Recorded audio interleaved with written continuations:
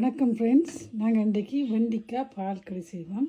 நான் 250 கிராம் வெண்டிக்காய் எடுத்து வெட்டி வச்சுருக்கிறேன். வெண்டிக்காய் எல்லாத்தையும் நாங்கள் இந்த சட்டிகளை போடுவோம். கூட ஒரு பெரிய வெங்காயம் வெட்டி அந்த வெங்காயத்தையும் இந்த வெண்டிக்காய்களை போடுவோம். 2 பெரிய உள்ளி, அதையும் சின்ன சின்ன துண்டாக வெட்டி இந்த இதுக்குள்ள போடுவோம். 2 பச்சை மிளகாய், கருவேப்பிலை, ரம்பையில், ஒரு பெரிய தக்காளி பழம், அதையும் இதுக்க போடுவோம். கூட 4-5 துண்டு கருவேப்பட்டை, அதையும் இதுக்க போடுவோம். இதோட அரைக்கால் தேக்கரண்டி மஞ்சள் தூள், ஒரு தேக்கரண்டி மிளகு தூள், ஒரு தேக்கரண்டி மிளகு தூள், 1/4 தேக்கரண்டி மிளகு தூள், 1/4 தேக்கரண்டி பெருஞ்சீரகத்தூள், 1/4 தேக்கரண்டி உப்பு, இதோட 1/4 தேக்கரண்டி மல்லித்தூள். எல்லாத்தையும் நாங்கள் இந்த வெண்டிக்காயோட நல்லா கலந்து பிரட்டி விடுவோம்.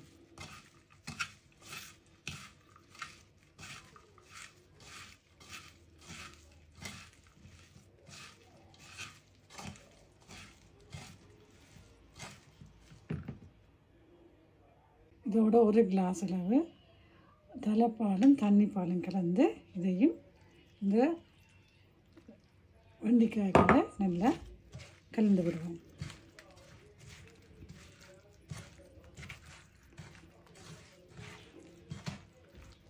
எல்லாத்தையும் நல்லா பிரட்டிட்டு நாங்கள் இனி அதை அடுப்பில் வைப்போம். அடுப்பு ஆன் பண்ணி சட்டியை அடுப்பில் வச்சாச்சுது. இந்த மூடியால் நாங்கள் இப்போ மூடி விடுவோம்.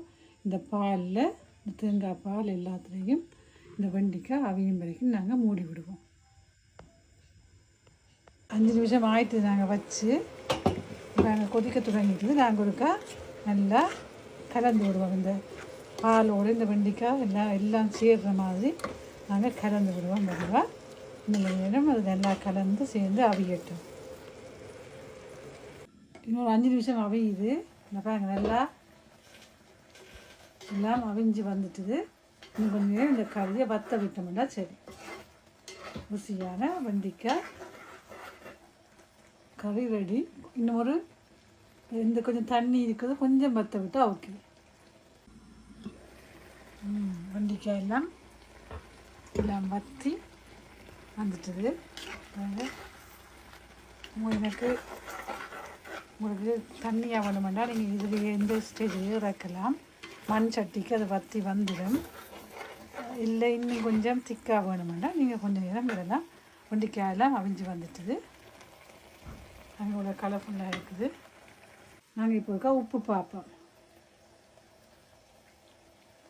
உப்பு, தக்காளி பழத்தில் புளிப்பு எல்லாம் சேர்ந்து எல்லாம் அளவாக இருக்குது. மேற்கொண்டு ஒன்றும் போட தேவையில்லை.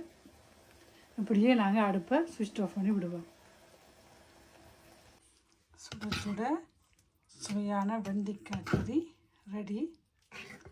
ஒட்டுக்கு போட்டு சாப்பிடலாம், மீன் கறிக்கு சாப்பிடலாம், எல்லா கறிக்கும் சாப்பிடலாம். நீங்களும் செய்து பார்த்துட்டு சொல்லுங்க. தேங்க்யூ. மறக்காமல் வீடியோ பார்க்குற நீங்கள் லைக் பண்ணுங்கள், ஷேர் பண்ணுங்க. நன்றி.